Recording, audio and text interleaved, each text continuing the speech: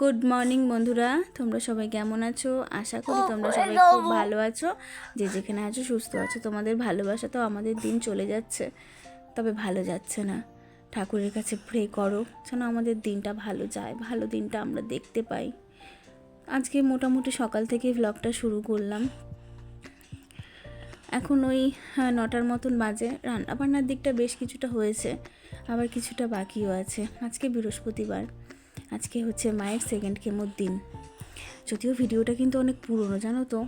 মার কেমো হয়েছে বৃহস্পতিবার, মানে বুধবার, সরি আজকে হচ্ছে বুধবার, মানে বুঝতেই পারছো। আর আজকে ভিডিওটা পাবলিশড হচ্ছে মঙ্গলবার, মানে প্রায় এক সপ্তাহ আগের ভিডিও।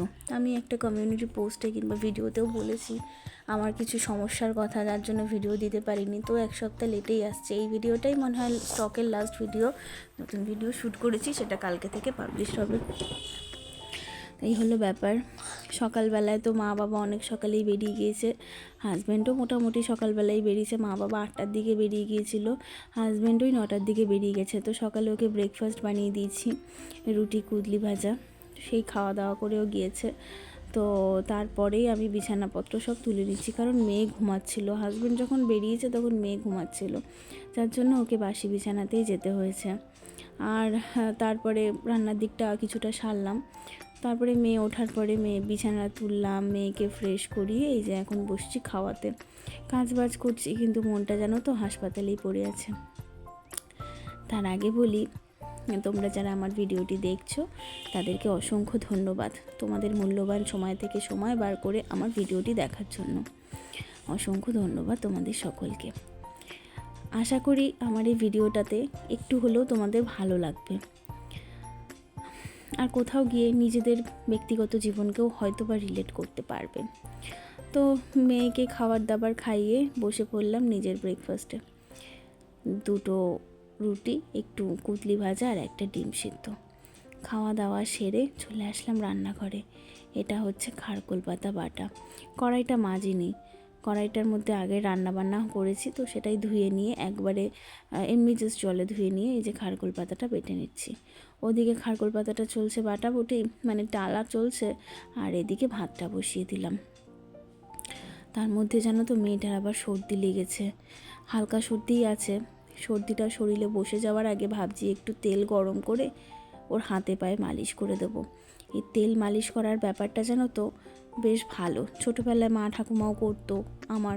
তো অনেকেরই আর কি, পুরোনো দিনের মানুষ যারা আছে তারা এই টেকনিকটায় খুব বিশ্বাস করে। আর টেকনিকটা খুব কাজেরও, জানো তো। তেল গরম করে হাতে পায়ে বাচ্চাদের এরকম মালিশ করলে হাতে পায়ে বুকে পিঠে বেশ আরাম পায়, আর সর্দিটাও কমে যায়। আমিও ভাবছি সেটাই করব আজকে। আর এদিকে মোটামুটি রান্নাবান্নাটা সেরে চলে আসলাম কাঁচা ধোয়া করতে। খুব অল্পই জামা কাপড় আছে, তো সেইগুলোকে আগে একটু ভিজিয়ে নিচ্ছি। ওদিকে আবার ঘর মোছাটাও বাকি আছে, তো জামা কাপড়টা আগে ভিজিয়ে নিই, তারপরে ঘরটা মুছে নেব। তো ঘর মুছতে মুছতে জামা কাপড়টাও আর কি একটু ভেজানো থাকবে, কাচতে সুবিধা হবে, এই আর কি। তো ভাবনা মতোই চলে আসলাম ঘরদোর মুছতে। আর জানো তো বর্ষাকালের আকাশ, মানে এই রোদ তো এই বৃষ্টি চলছেই। তো সকাল থেকে তো রোদ বৃষ্টির খেলা, একবার রোদ উঠছে তো একবার মেঘলা করছে, এই চলছে। যাই হোক, দোনোমনো করেই আর কি, কাঁচা ধোয়া তো করতেই হবে। বৃষ্টি হলে কি আর করা যাবে, ঘরে জামা কাপড় মেলতে হবে, কিন্তু তার জন্য জামা কাপড় ফেলে রাখা যাবে না। আমি ফেলে রাখি না, জানো তো, আমার ঠিক ভালো লাগে না। মনে হয় যে না, ডেলি কেচে দিলে কি, বাচ্চা নিয়ে একা সংসার, তার মধ্যে মা অসুস্থ, মানে আমাকে মোটামুটি 2টো সংসার দেখতে হয়। তার মধ্যে যদি জামা কাপড় ভিজিয়ে রেখে দিই বা কোনো কাজ ফেলে রেখে দিই, আজকে করলাম না পরে করবো, তো এই করে কি হয় বলো তো, কাজের প্রেশারটা না ডবল হয়ে যায়, যেটা আমার পক্ষে অসম্ভব। ওর থেকে বাবা রোজ করব, একটু একটু করে করব, অতটা প্রেশারও পড়বে না। আমি এই চিন্তা ভাবনা নিয়েই চলি। তো দেখো জামা কাপড়গুলো মেলে দিলাম, আর আকাশের অবস্থা দেখো, এই দিকটা দেখছো কি সুন্দর মেঘ, দেখে মনে হচ্ছে শরতের আকাশ, তাই না? আর ওই যে ওই দূরে দেখো মেঘলা হয়ে আছে, মানে এক আকাশের কত রূপ, তাই না? ঠিক মানুষের মতন। কিছু মানুষ যেমন আছে, ভেতরে এক তো বাইরে আর এক, বলে না মুখে মধু মনে বিষ, তো ওই রকমই বেশ কিছু মানুষের মতন ডুয়েল ক্যারেক্টারের।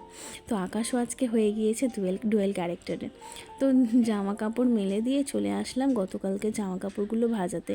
এগুলো শুকায়নি, মানে হালকা ভেজা ভেজাই ছিল। তো জামা কাপড়গুলো তুলে ঘরেই মেলে রেখেছিলাম, তো ফ্যানের হাওয়াতে টেনে গিয়েছে। তো ভাবলাম স্নান করতে যাওয়ার আগে জামা কাপড়গুলো ভাজিয়ে নিই। কী বলো তো, ঘরের মধ্যে জামা কাপড়গুলো এরকম ঝুললে দেখতেও ভালো লাগে না। তবে বাঙালি বাড়ির বৈশিষ্ট্য এটা, তাই না বন্ধুরা? বর্ষাকালে জামা কাপড় ঘরেই তো আমরা শুকাই, আমাদের এটা বাঙালি বাড়ির বৈশিষ্ট্য। তো জামা কাপড়গুলো ওদিকে ভাঁজ করে তুলে রেখে চলে আসলাম মেয়েকে তেল মালিশ করতে। মেয়েকে পেয়ারা কেটে দিয়েছি, ও পেয়ারা খাচ্ছে, টিভি দেখছে, আর আমি তেল মালিশ করছি। বেশ মজা পাচ্ছে। আর আমাকে বলছে, মা আমার না খুব আরাম লাগছে। আর আজকে আমাকে কি বলছে জানো? বলছে কি, এই তেল মালিশ করে দিলাম, আরাম পাচ্ছে। আরাম পেয়ে আমার গলা জড়িয়ে ধরে আমাকে আদর করলো আর বলছে, মা মায়ের মতন কেউ ভালোবাসে না গো। হ্যাঁ, তা আমি বলছি, তুই এই পাকা পাকা কথাগুলো কোথা থেকে শিখেছিস? বলছে, টিভি দেখে। বলো মা, সত্যি কথা বলো, মায়ের মতন কি কেউ ভালোবাসে? সত্যিই তাই। ও হয়তো কথাটা না জেনে বুঝেই বলেছে, কথার ইনার মিনিংটা হয়তো ও বোঝেনি, কিন্তু কথাটা সত্যিই তাই। মায়ের মতন কেউ ভালোবাসে না। মা বাবা হচ্ছে পৃথিবীর সবথেকে, মানে এদের ভালোবাসা হচ্ছে সবথেকে নিঃস্বার্থ ভালোবাসা। যে যতই থাকুক না কেন, কাকা মাসি পিসি জেঠু হ্যানা তেনা হয়তো ভালোবাসবে, কিন্তু সেই মা বাবার মতন সেই টানটা, নিঃস্বার্থ ভালোবাসাটা কারোর থাকে না, কারোর থাকে না। স্বার্থ ভালোবাসার মধ্যে তাদের থেকেই যায়। আমি নিজের জীবন দিয়ে বুঝতে পারি, নিজের জীবন দিয়ে উপলব্ধি করতে পারি। হয়তো বা সবার ক্ষেত্রে সমান নয়, কিছু মানুষ তো এক্সেপশন থাকেও, অবশ্যই কিছু মানুষ এক্সেপশন থাকেও, কিন্তু আমার জীবনে আমি যেটা দেখেছি আমি সেটাই আমার এক্সপিরিয়েন্স দিয়ে আমি কথাটা তোমাদের সাথে শেয়ার করছি। তো মেয়ের এই কথাটা না আমার সত্যি খুব মন ছুঁয়ে গেল, আর পুরো চোখে জল এসে গিয়েছিল। ওদিকে একটু দুশ্চিন্তা তো আছি, মা বাবা হাসপাতালে গিয়েছে, কি হচ্ছে না হচ্ছে, কিছুক্ষণ পর পর ফোনও করছে। আর আমি দেখো রাত্রে চুল বেঁধে শুয়েছিলাম, সেই চুলটা আর খুলিনি, এই রকমই রয়ে গেছে। মানে কাজকর্ম সব কিছু এদিকে করি ঠিকই, কিন্তু মনটা পড়ে থাকে অন্য জায়গায়, জানো তো। মনটা একদম ভালো নেই। জানি না এই জীবনের কঠিন এই পরিস্থিতিগুলো কবে আবার কাটিয়ে উঠতে পারবো, কবে আবার একটু স্বাভাবিক হতে পারবো, কিচ্ছু জানি না, কিচ্ছু ভালো লাগে না। তো চলো বন্ধুরা, আজকের এই ছোট্ট ব্লগটা এইটুকুই থাক। ব্লগটি কেমন লাগলো অবশ্যই কমেন্টের মাধ্যমে জানিও। ভালো লাগলে ভালোবাসা জানাতে ভুলো না। এতক্ষণ পর্যন্ত যারা ধৈর্য নিয়ে আমার ভিডিওটি দেখছিলে তাদেরকে অসংখ্য ধন্যবাদ আমার ভিডিওটি দেখার জন্য। আর যদি আমার পরিবারে নতুন হয়ে থাকো তাহলে আমার চ্যানেলটি সাবস্ক্রাইব করে আমার পাশে থেকো। চলো আজকের মতন টাটা, দেখা হবে কালকে।